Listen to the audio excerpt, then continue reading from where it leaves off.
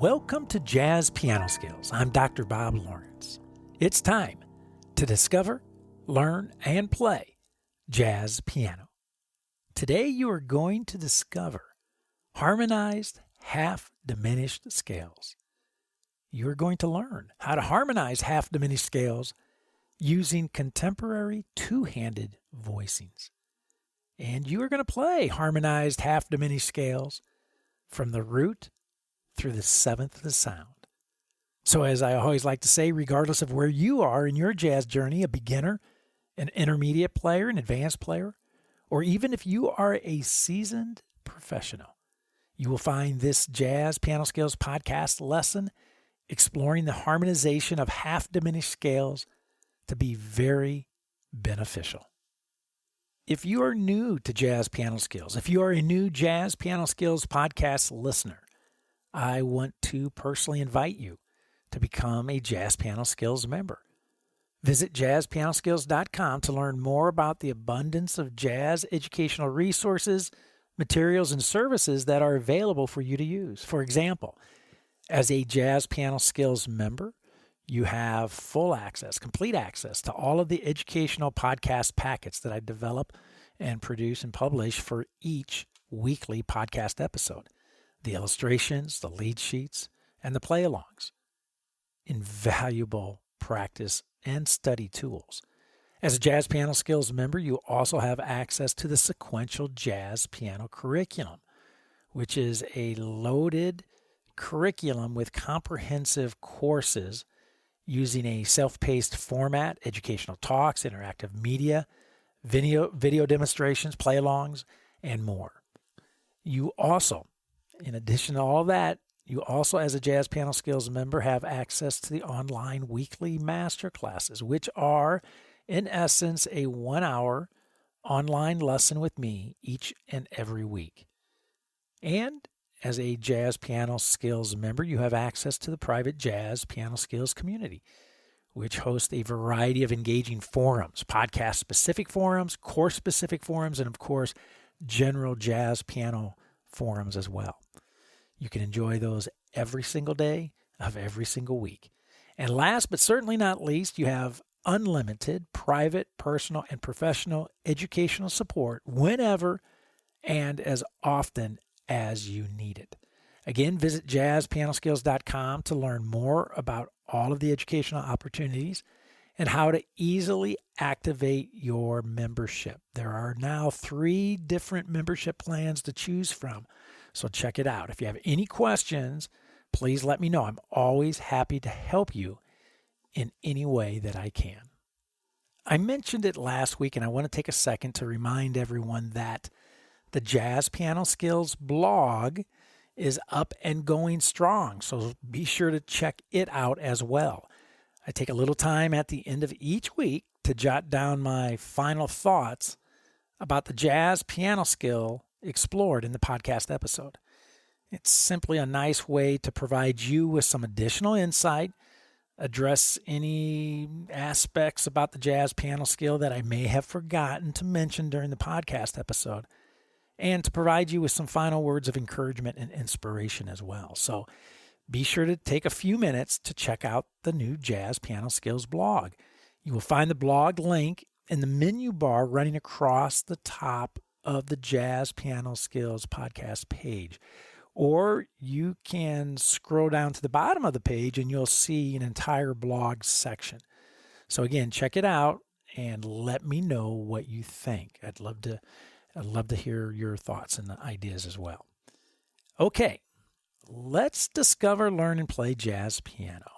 Let's discover, learn, and play harmonized, half-diminished scales. I brought this up in the previous podcast episodes dealing with the harmonized major, dominant, and minor scales, and I want to mention it again today. When we talk about any scale, our minds immediately think of a sequential line of notes played 1, 2, 3, 4 octaves in both hands, ascending and descending. And why wouldn't we think this way, right? After all, this imagery that we have when discussing scales, after all, this is precisely how scales are taught 99% of the time, if not 100% of the time. And of course, the opposite is true too, that when we talk about any scale, our minds never ever think of the scale as being played harmonically. And why?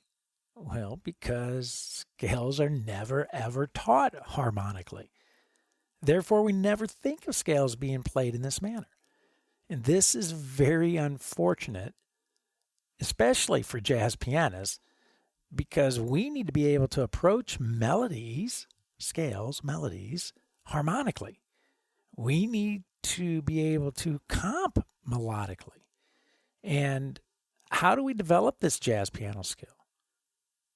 We do so by practicing scales harmonized. And why do we have to invest the time practicing scales harmonized? Because, as you've heard me say many times, our hands and our ears will never, ever, ever go where they have never, ever, ever been. It's just that simple. Now, I brought this up as well. And of course, it's important to state it again today. There is more than one way to approach the harmonization of scales.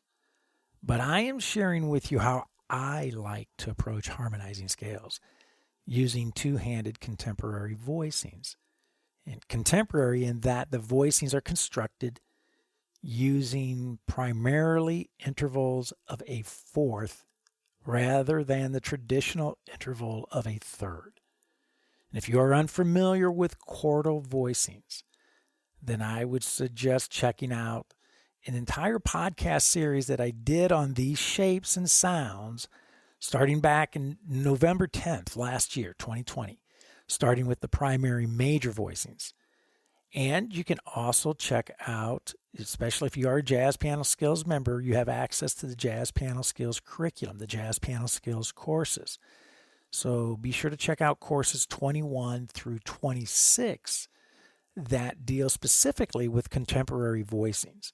You can watch video demonstrations of me playing these major, dominant, minor, half diminished, and diminished shapes and sounds, these chordal voicings in all 12 keys.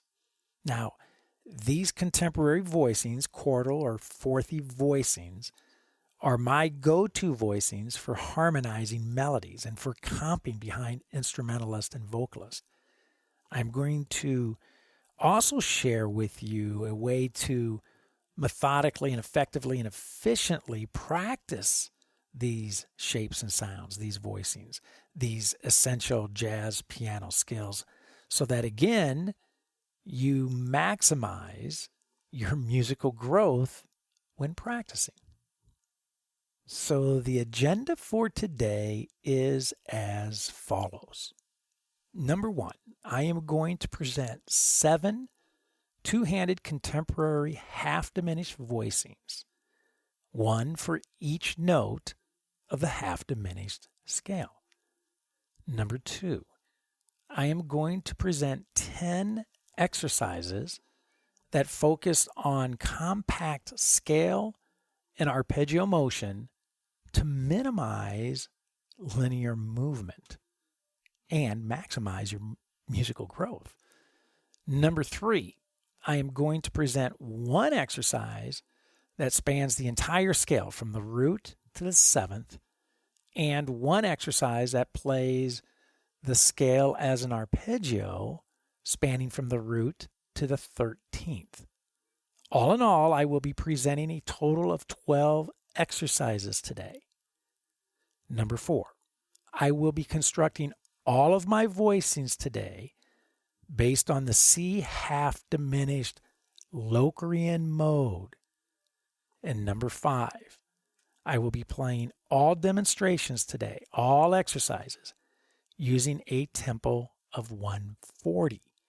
And as always, I highly recommend using slower tempos whenever you begin to physically explore a new jazz piano skill. Tempos like 65, 75, 85, right? Keep it slow and keep it manageable. This Jazz Piano Skills lesson, as were the podcast episodes dealing with the harmonization of the major, dominant, and minor scales, is a biggie. It will forever change how you think about scales. It will forever change how you play scales. And it will dramatically change your jazz piano sound. If you are a Jazz Piano Skills member, I want you to take a few minutes right now to download and print the podcast packets, the illustrations, and the lead sheets.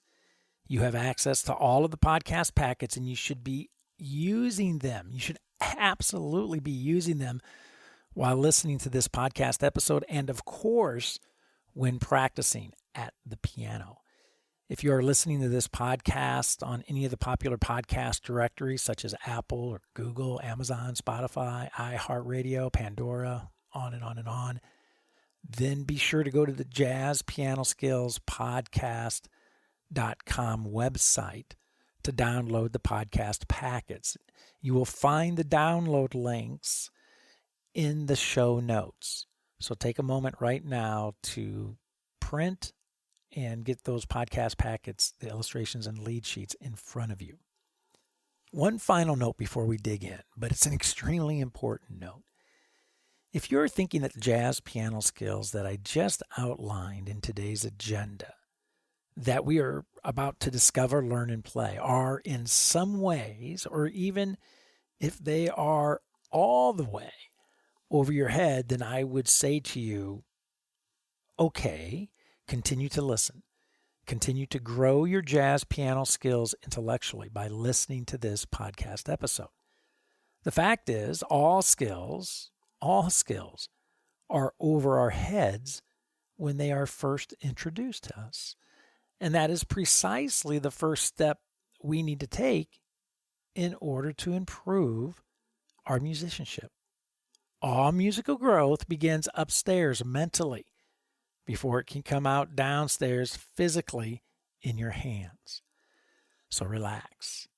Listen to this podcast lesson now to discover and learn. The play will come in time. Okay, so as I mentioned earlier, today I'm going to be using the C half diminished scale, the C half diminished Locrian mode, Locrian scale. The notes are C, D flat, E flat, F, G flat, A flat, B flat. Right, so it's the seventh mode of the D flat major scale. I'm going to say that again. C half diminished is the seventh mode of the D flat major scale.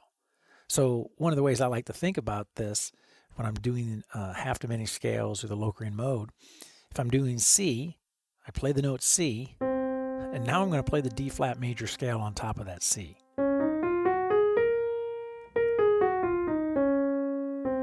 That's it. So if I was doing the F Locrian, F half diminished, I would play the note F and then the G flat major scale.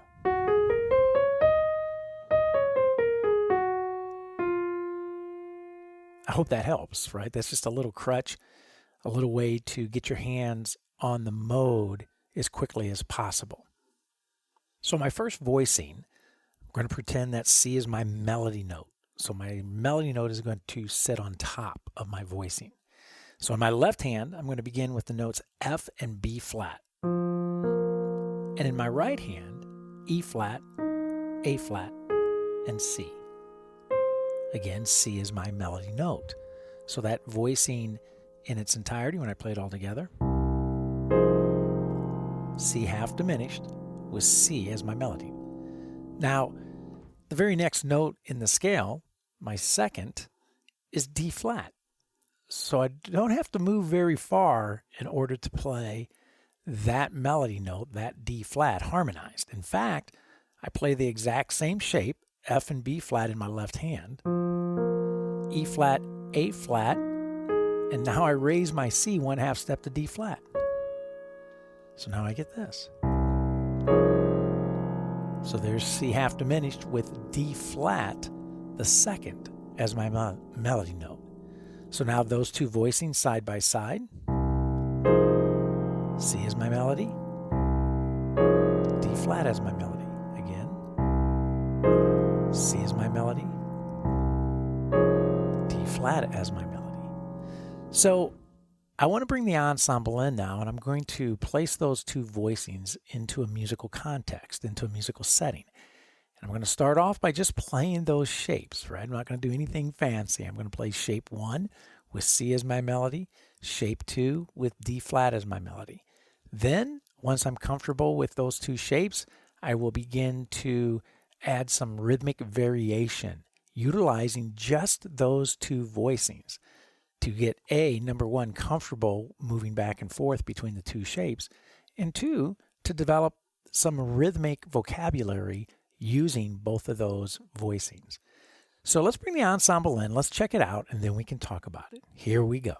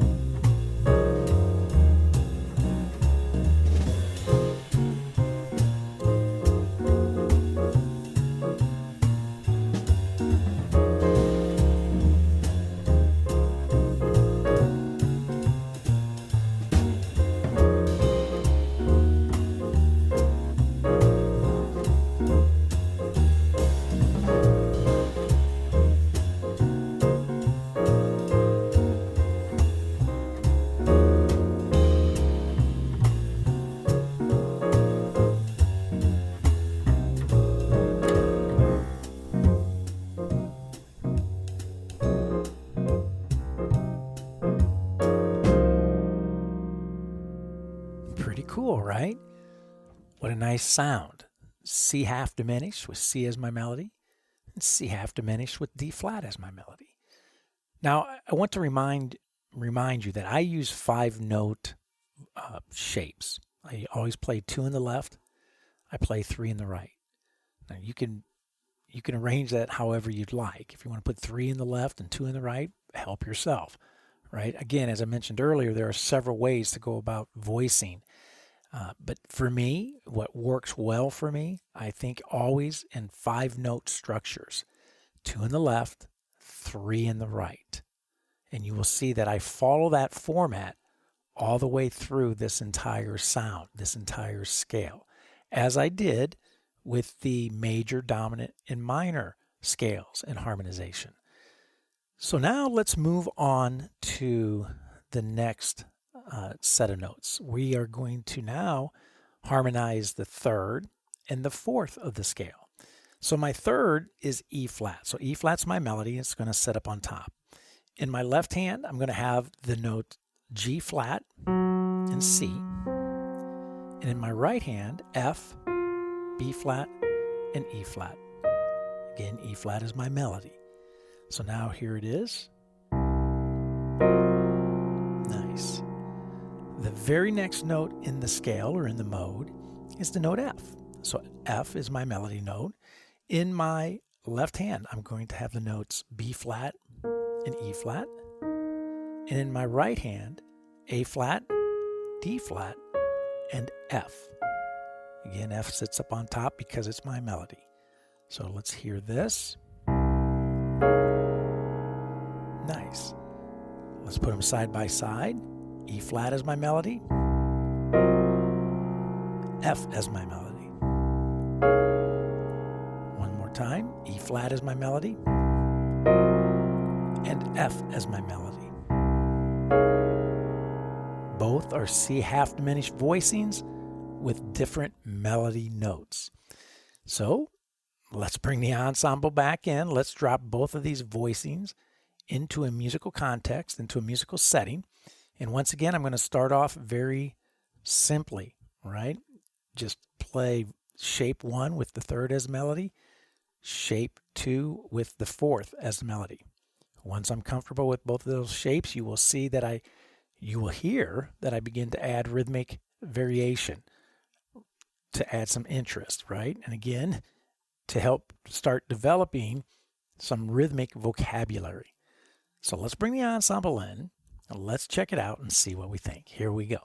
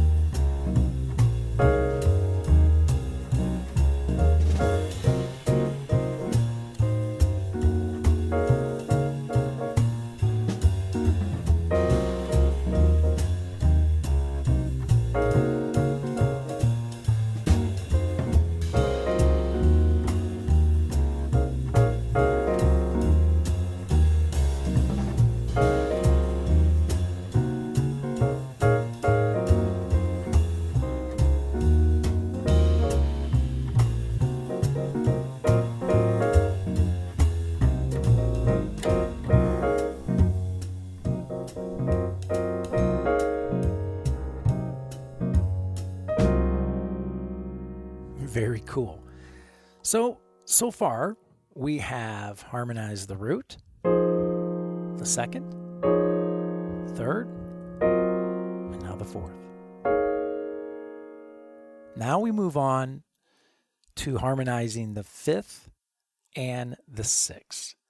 So the fifth is the note G flat, right? And again, all of these notes are coming from where? The mode, the half diminished Locrian mode. Every note in my voicing is found within that mode. So the fifth has G flat as my melody, which is going to sit up on top. In my left hand, I'm going to play the notes B flat and E flat. And in my right hand, A flat, D flat, and G flat, my melody up on top. So here's what it sounds like. Very nice. Now, the next note, the sixth, is the note A flat. In my left hand, I'm going to play the notes C and F. In my right hand, B flat, E flat, and A flat, the melody up on top. Here's what it sounds like. So my fifth as the melody, the G flat, and my sixth, or my A flat.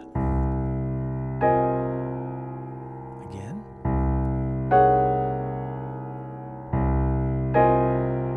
Wow. Love it. So, as we did with the root and the second, and with the third and the fourth, we're going to do with the fifth and sixth. We're going to bring the ensemble in. We're going to place both of these voicings into a musical context, into a musical setting. I'm going to start off by just playing each shape side by side. Once I get comfortable with each shape, each voicing, then I'm going to begin adding some rhythmic variation. Number one, to continually get comfortable with both of those shapes, and then also to help begin developing some rhythmic vocabulary when I am comping or playing behind an instrumentalist or vocalist, right? So let's check it out. Let's bring the ensemble in. Let's see what we think. Here we go.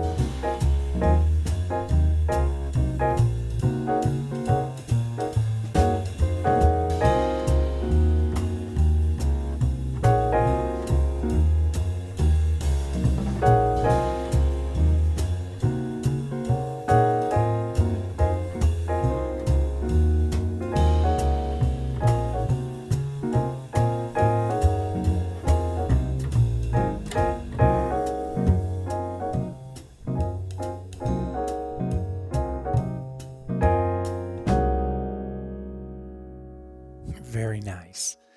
One thing I do want to mention, C to D flat, E flat to F, G flat to A flat, and we're about to do A flat to B flat.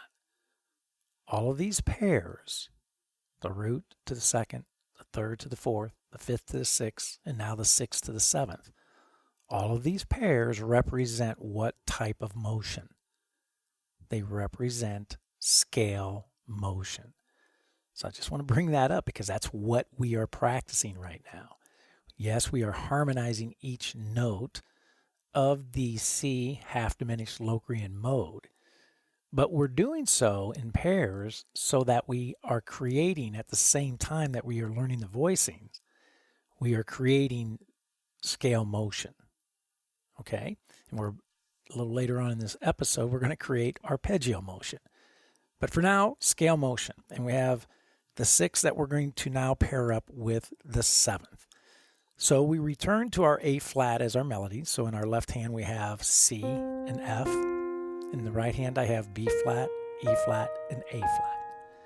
So the last note of the mode, the last note of the scale, is the note B flat, which will be our melody. In my left hand, I'm going to play E flat and A flat.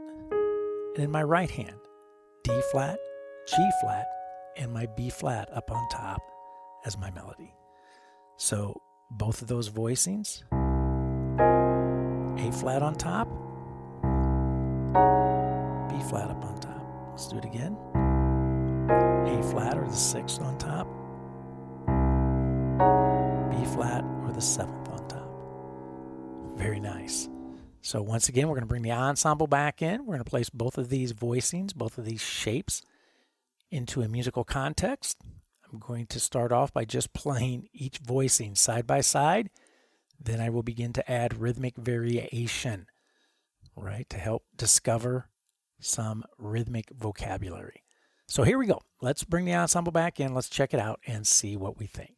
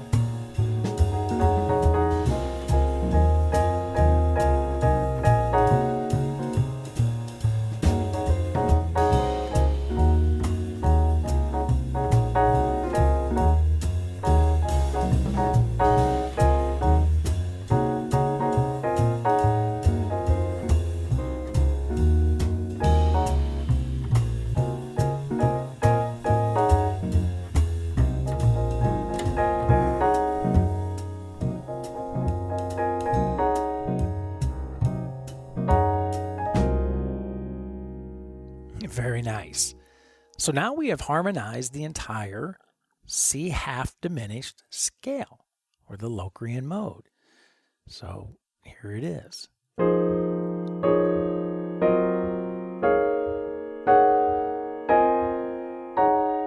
Nice, and coming back down.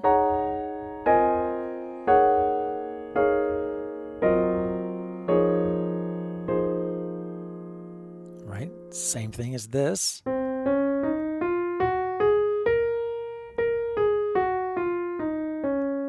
But harmonized.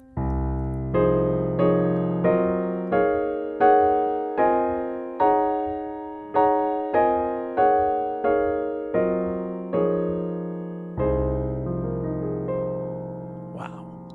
All scale motion, right? But now we're going to actually create some 3-note groupings. So we're going to go back and we're going to now put the root and the 2nd and the 3rd together. And in doing so, we have scale motion from the root to the 2nd to the 3rd. But I now can incorporate arpeggio motion from the root to the 3rd, or from the 3rd back down to the root. So I have both types of motion that exist in music. There are only 2 types of melodic motion: scale motion and arpeggio motion. Every single melody ever written, ever composed, ever improvised can be analyzed and dissected as either using scale motion or arpeggio motion throughout the entire composition or improvised solo. And there's only 2 directions that melodic line using scale motion or arpeggio motion can travel: up or down. These are musical facts. So when I practice, I always like to incorporate musical facts into my practicing. So I like to practice any jazz piano skill in such a way that I am incorporating musical facts such as scale and arpeggio motion, ascending and descending. So now we're going to do just that. We're going to have the root, the 2nd, and the 3rd. I'm going to group them together. I'm going to bring the ensemble in, and I'm going to experiment with those 3 voicings so that I can now begin incorporating scale and arpeggio motion with my rhythmic variation in developing my rhythmic vocabulary. So let's bring the ensemble in now, and let's see what we think when we incorporate arpeggio motion into our playing. Here we go. Check it out.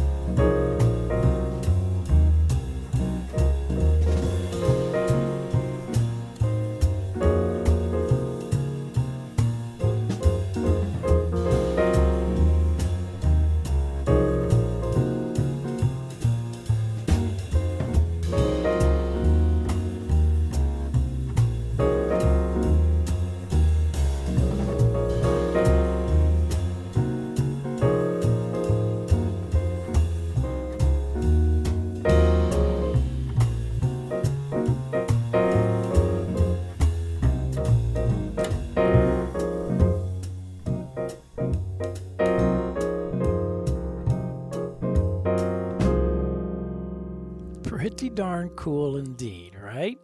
So now you can see where I'm going with this, right? If we've grouped the root, second, and third together, now let's do the exact same thing, but let's make the third our entry point. So now we're going to group the third, the fourth, and the fifth voicings together, just like we did with the root, second, and third. We're going to bring the ensemble back in. We're going to drop these three voicings into a musical context. But now I can play scale motion and I can incorporate arpeggio motion as I experiment with these shapes and this half diminished sound. All right, so let's check this out and see what we think. Here we go.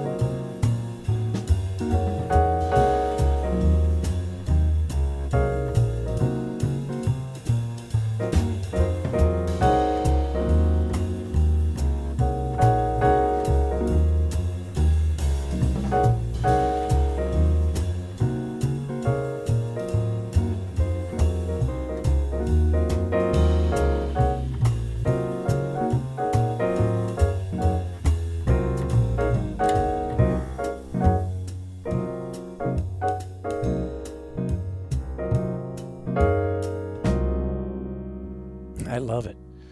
What a great way to practice, right? Practice these voicings using pairs, and then practice these voicings using three-note groupings. What you're doing is intentionally working scale motion and arpeggio motion into your practicing as you're developing and getting comfortable with these shapes and these sounds. Very, what I call smart practice. It's efficient, it's effective, and it incorporates and utilizes musical fact. It's based on musical fact. You can't do any better than that. So now let's move on to three more, a grouping of three more shapes and voicings. So we have the fifth, the sixth, and the seventh. Our entry point is going to be our fifth.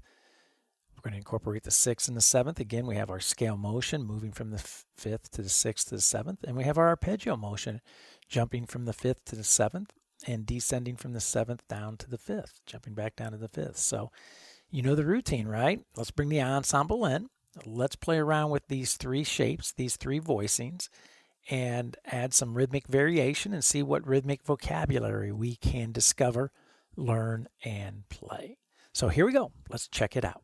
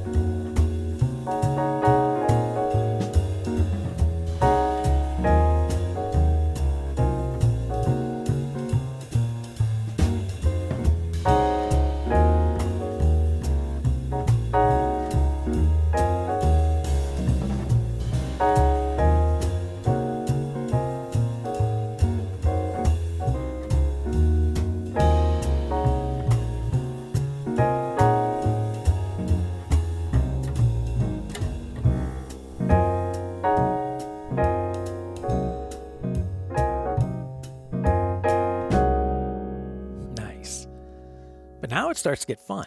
Now it gets really fun because now we're going to start getting into the upper extensions of the sound because we're going to group the seventh, eighth, and the ninth together.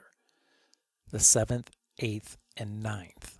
So once again, we have our scale motion between those three voicings, the seventh, eighth, and ninth, and we have our arpeggio motion from the seventh up to the ninth, and from the ninth back down to the seventh. But when we get into these upper extensions, wow, the real beauty of the sound starts to become illuminated. So I can't wait. Let's drop these three shapes into a musical context, these three voicings, and see what we think. So let's bring the ensemble back in and let's check it out.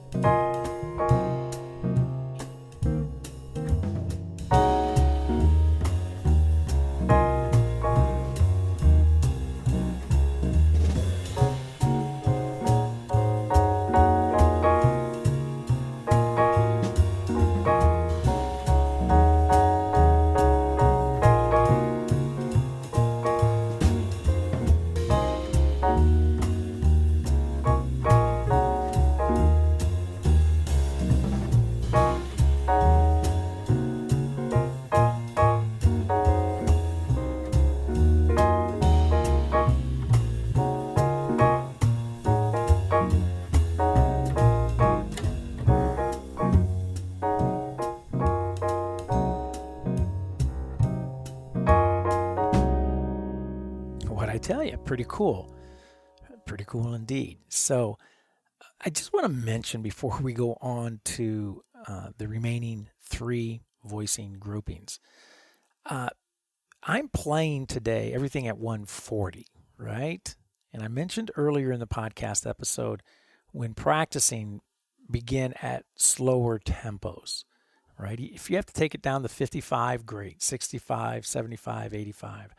Keep your tempos comfortable and keep your tempos manageable, especially as you're working out the logistics of these shapes and these sounds, these voicings, getting familiar with the mode, getting familiar with the notes within the mode, getting familiar with the chordal voicings, right? There's a lot going on. So keep your tempos very comfortable when you're starting to put all this together. Do not play at 140, because even 140, as I like to say, is a snappy tempo. That's a pretty snappy tempo. So keep it comfortable, keep it manageable. Okay, so now let's continue on. Now our entry point is going to be the 9th. So now we're moving from the 9th to the 10th, which is the 3rd, to the 11th. So scale motion from the 9th to the 10th to the 11th, and arpeggio motion from the 9th up to the 11th, and from the 11th back down to the 9th. How fun is this going to be? Total upper extensions of the sound. So let's bring our ensemble back in. Let's drop these voicings into a musical context, and let's see what we think. Here we go. Check it out.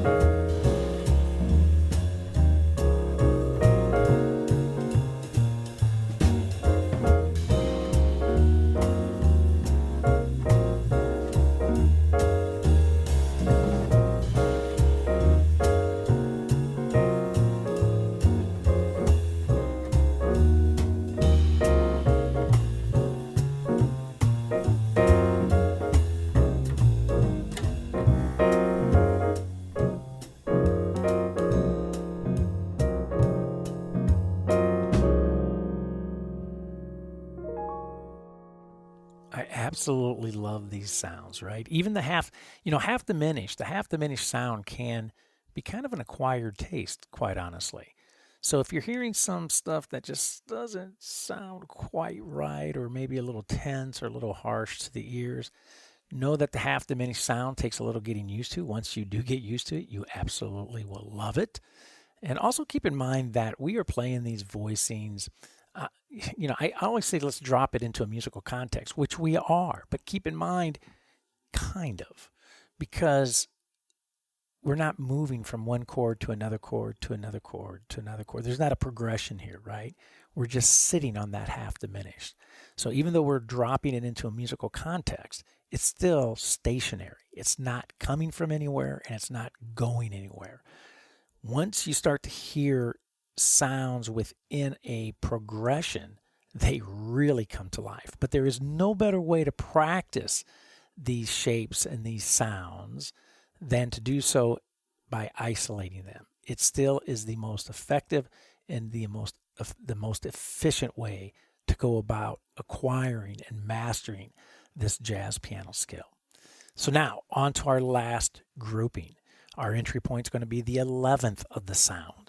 So we're going to go from the 11th to the 12th, which is the 5th, to the 13th, right? Again, all upper extensions. Scale motion from the 11th to the 12th to the 13th. And of course, arpeggio motion from the 11th, jumping up to the 13th, or from the 13th, jumping back down to the 11th. How cool. So let's bring the ensemble back in. Let's drop these shapes and sounds into a musical context, and let's see what we think. Here we go.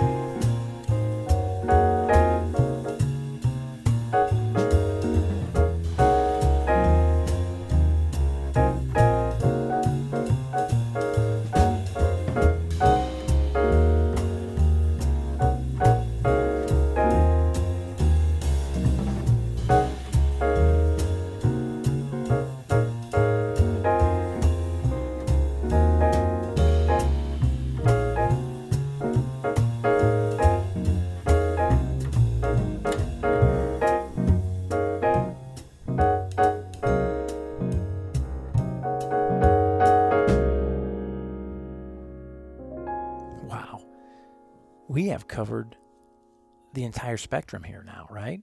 We have looked at these voicings utilizing scale motion, and by incorporating our 3-note groupings, we have now utilized arpeggio motion from the root all the way up to the 13th, which sounds like this.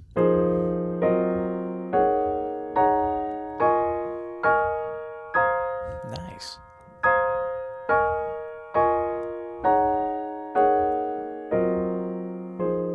Wow. Scale motion, arpeggio motion, harmonized using the half diminished scale or the half diminished mode. So for the final 2 exercises, the final 2 demonstrations, I want to do just that. I want to practice playing the sound first using scale motion entirely from the root to the 7th, ascending and descending. And you're going to hear me play the scale starting off using whole notes, and then half notes and quarter notes, right? You're going to hear me use different rhythmic durations here. And again, I'm just challenging myself to see how well I know these voicings and can move from the scale, from the bottom of the scale, from the root to the top to the 7th and back down. And notice I'm starting with these last 2 exercises where I'm doing scale motion and arpeggio, pure scale motion and pure arpeggio motion. I'm doing these 2 exercises last. I started with pairs and then 3-note groupings, and now finally putting it all together using scale and arpeggio motion. So let's bring the ensemble back in, and let's first look at scale motion from the root to the 7th and from the 7th back down to the root. Okay? Here we go. Let's check it out.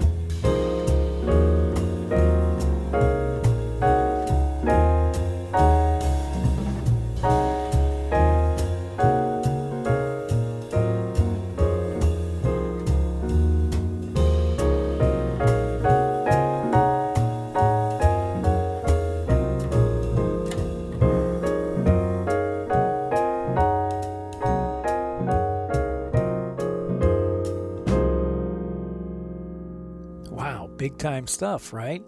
To be able to move through the entire mode, the entire scale from the root to the 7th, ascending and descending, harmonized, not an easy task at all. And it certainly doesn't get any easier when you actually do the same thing and use arpeggio motion, where you're thinking of the sound traveling from the root to the 13th and back down. And so that's what I want to demonstrate right now. So I want to bring the ensemble back in. And I'm going to play these voicings. I'm going to harmonize the half diminished mode, the half diminished scale, using arpeggio motion from the root to the 13th, ascending and then descending from the 13th back down to the root. And we're going to do the same thing that I did with the scale. Start off with an extended rhythmic value, and then I'm going to shorten that rhythmic value. Okay? So here we go. Let's bring the ensemble in. Let's check it out and see what we think. Here we go.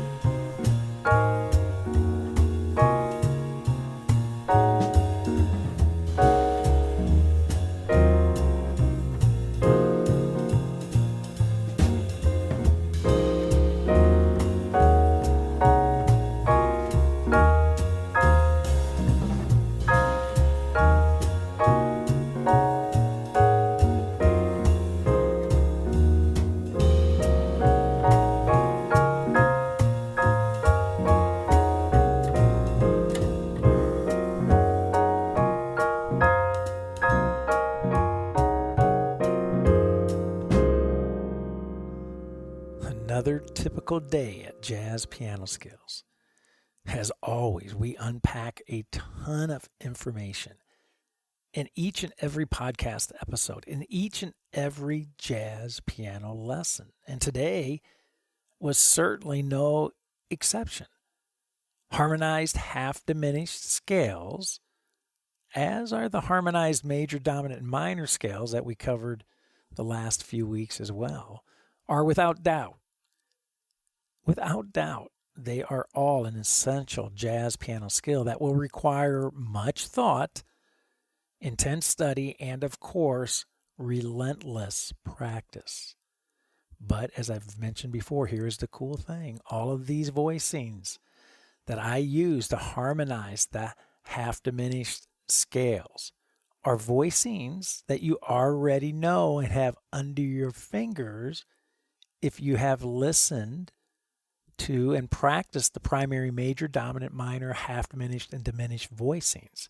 And once again, be sure to check out the podcast series that I did to introduce you to these amazing shapes and sounds, starting with the November 10th, 2020 episode dealing with the primary major voicings. I also want to encourage you to map out these voicings on paper. I call this paper practice. Use the podcast packets, the illustrations, and the lead sheets to guide you in this effort. The illustrations include a paper practice template that you can use for mapping out the harmonization of all 12 half-diminished scales. So you Jazz Piano Skills members, download the illustrations, the podcast packets, and use them when practicing. And most of all, I want you to be patient. As I've mentioned, this is a big-time jazz piano skill that will take time to digest, both mentally and physically. Structure your physical practice after the playing demonstrations that I modeled for you today in this podcast episode. Start with the pairs, go to 3-note groupings, and then finally get to playing the entire scale and the entire arpeggio harmonized, right? So model your practicing after the demonstrations that I played for you today. If you do that, you will begin to see, you will begin to feel, you will begin to hear your progress. I guarantee it. Well, I hope you have found this Jazz Piano Skills podcast lesson exploring the harmonization of half-diminished scales to be insightful and, of course, beneficial. Don't forget, if you are a Jazz Piano Skills member, I will see you online Thursday evening at the Jazz Piano Skills Masterclass, 8 p.m. Central Time, to discuss this podcast episode lesson, exploring the harmonization of the half-diminished scale in greater detail, and to answer any questions that you may have about the study of jazz in general.